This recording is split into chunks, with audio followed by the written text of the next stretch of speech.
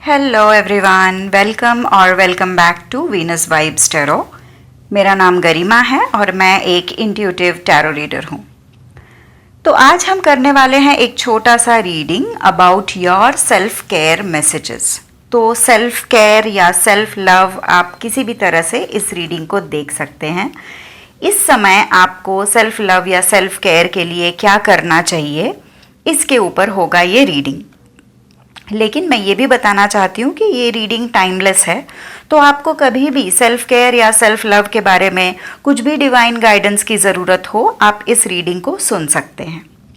तो देर न करके हम शुरू करते हैं आज का रीडिंग, जहाँ पे जो पहला मैसेज आया है वो है ग्राउंड योरसेल्फ। तो ग्राउंडिंग की ज़रूरत है। यहाँ पे एक स्ट्रेट फॉरवर्ड मैसेज है। 7 नंबर का कार्ड है। 7 नंबर स्पिरिचुअलिटी को भी बताता है और 7 नंबर हमारा इस करंट मंथ भी है। जब मैं ये रीडिंग को रिकॉर्ड कर रही हूँ, ये जुलाई का मंथ है, तो स्पिरिचुअलिटी को ये काफ़ी हद तक सिग्निफाई कर रहा है।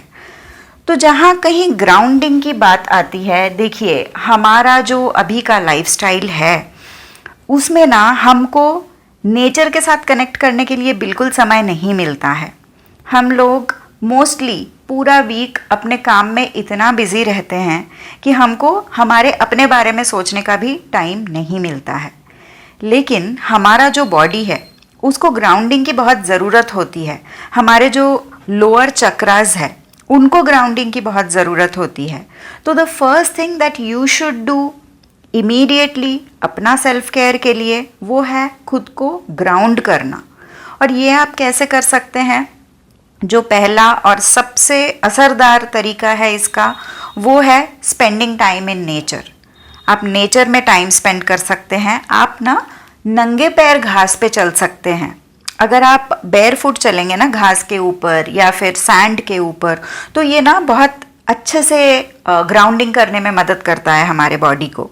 अगर आप नेचर के पास जाएंगे, अगर आपके घर के आसपास कोई पार्क है, कोई गार्डन है, वहाँ जाके अगर आप कोई पेड़ के पास जाके बैठेंगे, पेड़ के नीचे ज़मीन पे बैठेंगे आप घास के ऊपर, तो वो आपको ना बहुत हेल्प करेगा ग्राउंडिंग के लिए। और कुछ भी ना हो तो एटलीस्ट आप बेयर फुट अगर 15 मिनट भी चल ले सुबह, वो भी आपको बहुत बहुत हेल्प करेगा इस ग्राउंडिंग के एक्टिविटी में।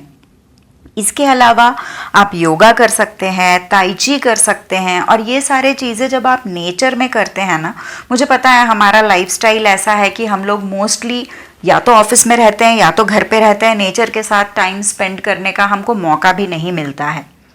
लेकिन अगर अपने रेगुलर शेड्यूल में से मुश्किल से एक 15-20 मिनट्स भी अगर आप निकाल सकते हैं ना, तो ये चीज़ आपको ग्राउंडिंग में बहुत हेल्प करेगा। कुछ भी ब्रीदिंग एक्सरसाइज आप कर सकते हैं, जिसको प्राणायाम बोला जाता है। आप प्राणायाम कर सकते हैं।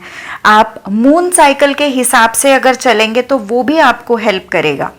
अगर आप फुल मून, न्यू मून का जो एनर्जी है उस हिसाब से अपने आप को अपना एक्टिविटीज़ को प्लान करें या फिर अपना स्पिरिचुअल प्रैक्टिसेस को प्लान करें, तो वो भी आपको बहुत हेल्प करेगा।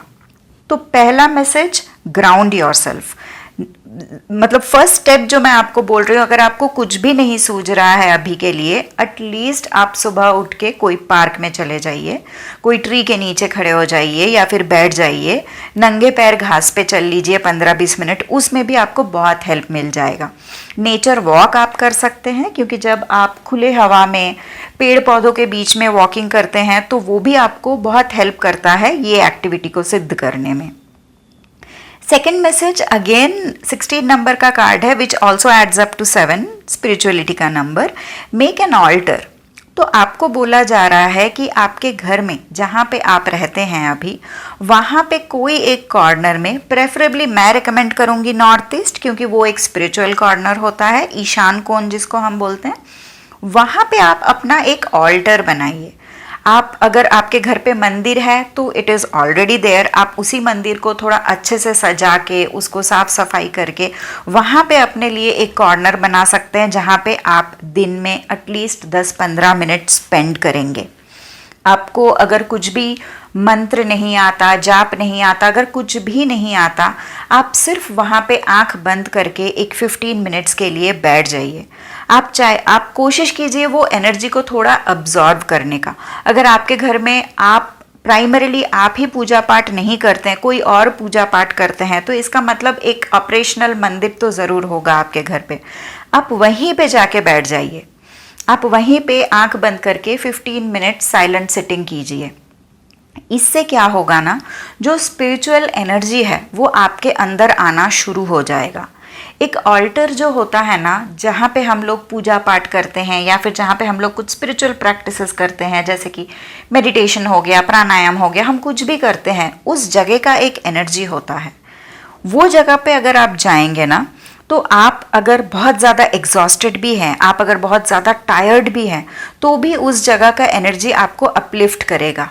अगर आप वहाँ पे अपना इष्ट देव का एक फ़ोटो रख सकते हैं, या फिर आप अगर कुछ रिलीजियस बुक्स वहाँ पे रख सकते हैं, कुछ स्पिरिचुअल टेक्स्ट वहाँ पे रख सकते हैं, उस जगह पे थोड़ा अच्छे से कैंडल जला के या फिर दिया जला के या फिर अगरबत्ती जला के अगर उस जगह को आप थोड़ा डेकोरेट करते हैं, तो वो चीज़ ना आपको बहुत अच्छे से आपका सोल सर्चिंग में हेल्प करेगा।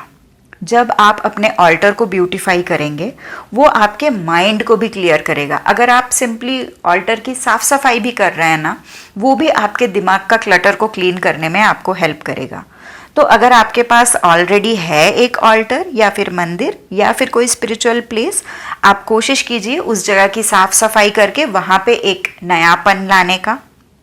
और अगर आपके पास नहीं है तो कोशिश कीजिए कोई एक छोटा सा कॉर्नर, अगर आपको कोई फ़ोटो वगैरह भी नहीं रखना है, आप सिंपली एक कॉर्नर को अपना स्पिरिचुअल कॉर्नर जैसे डिक्लेयर कीजिए और दिन के 10-15 मिनट वहाँ पे आंख बंद करके बैठना शुरू कर दीजिए। इससे क्या होगा, वो जगह का जो एनर्जी वो बढ़ेगा। आप जब एग्जॉस्टेड रहेंगे, आप तब अगर वहाँ जाके बैठेंगे तो आपका ये जो एनर्जी डिप्लीशन है ना, वो वापस रिप्लेनिश हो जाएगा। तो इस चीज़ को आपको करने के लिए बोला जा रहा है। और जो फाइनल मैसेज है वो है स्पेंड टाइम विथ फ्रेंड्स। आप अगर इस कार्ड को देखेंगे, इसमें भी मून साइकिल को दिखाया जा रहा है, विच मीन्स आपका जो फुल मून है, न्यू मून है, इसके हिसाब से आप अपने एक्टिविटीज़ प्लान कर सकते हैं। तो ये भी एक गाइडेंस इस कार्ड में हिडन है। और रही बात फ्रेंड्स के साथ टाइम स्पेंड करने का, एक इंट्यूटिव मैसेज जो मुझे आ रहा है वो ये है कि आप उन लोगों के साथ टाइम स्पेंड कीजिए जो आपके सोल को अपलिफ्ट करता हो। सिर्फ दोस्त है, दोस्तों से मिलना है, ऐसे मत मिलिए। आप उन लोगों को आइडेंटिफाई कीजिए जिनके साथ आप रियल में कनेक्ट कर सकते हैं, जिनके साथ आप सच में वो सारी बातें कर सकते हैं जो बातें आपको करना अच्छा लगता हो। आप वैसे फील कर सकते हैं जिसमें आप कंफर्टेबल रहे, आपको कुछ और बनने की ज़रूरत नहीं पड़ती हो। तो थोड़ा मुझे एक एनर्जी यहाँ पे दिख रहा है कि आपके फ्रेंड सर्कल में भी शायद कुछ ऐसे लोग हैं जो बस आपके फ्रेंड सर्कल में है, इसलिए आपको उनसे मिलना जुलना करना पड़ता है, but may be deep down आपको वो उतने भी अच्छे नहीं लगते हैं। तो आपको बोला जा रहा है आप उन्हीं लोगों से टाइम स्पेंड कीजिए जिनके साथ टाइम स्पेंड करके आपको अच्छा लगे। इसमें डिवाइन गाइडेंस डेफिनेटली है, बट अगर आप लॉजिकली भी देखेंगे ना, तो आप पूरा हफ्ता अपने काम में बिजी रहते हैं। वीकेंड के मान लीजिए 2 दिन आपको टाइम मिला जहाँ पे आप खुद को वापस से एनर्जाइज कर रहे हैं, क्योंकि ये जो वीकेंड या सेल्फ केयर या ये सारे जो भी चीज़ें हैं ये हम क्यों करते हैं, ताकि हमारा जो एनर्जी एग्जॉस्ट हो गया हम उसको रिप्लेनिश करें और अगले हफ्ते के लिए हम खुद को प्रिपेयर भी करें। तो आप कोशिश कीजिए आपके फ्री टाइम में आप ऐसे ही लोगों के साथ उठना बैठना करें जो लोग आपको और एनर्जाइज करें, ये नहीं कि वो और भी आपका एनर्जी डिप्लीट कर दे। तो ये एक बहुत स्ट्रॉन्ग गाइडेंस आ रहा है। मुझे नहीं पता आपके फ्रेंड सर्कल में सच में ऐसे कोई है या नहीं, आप मुझे बताइएगा कमेंट्स में, बट मैसेज तो बहुत स्ट्रांगली आ रहा है कि आप उन्हीं लोगों के साथ टाइम स्पेंड कीजिए जिनके साथ टाइम स्पेंड करके आपको अच्छा लगता हो। और सच पूछिए तो जब आप अपने ग्राउंडिंग पे काम करेंगे ना, जब आप ग्राउंडेड फील करेंगे, आपका जो लोअर चक्रास है वो जब बैलेंस रहेगा ना, तब आप ये डिफरेंशिएशन भी बहुत इजीली कर पाएंगे। आपको बहुत इजीली पता चल जाएगा कि कौन लोग हैं जो आपके लिए अच्छे हैं और कौन आपके लिए बुरे। तो ये 3 गाइडेंस आपके लिए बहुत क्लियरली आ रहा है with respect to your self love और सेल्फ केयर। आप इस रीडिंग को सुनिए दोबारा और आप एक बार देख लीजिए ये आपके लाइफ में कैसे एप्लीकेबल होता है। ऑल राइट, आज के लिए इतना ही. Thank you so much for being with me in this reading. All the best. Love you so much. Bye.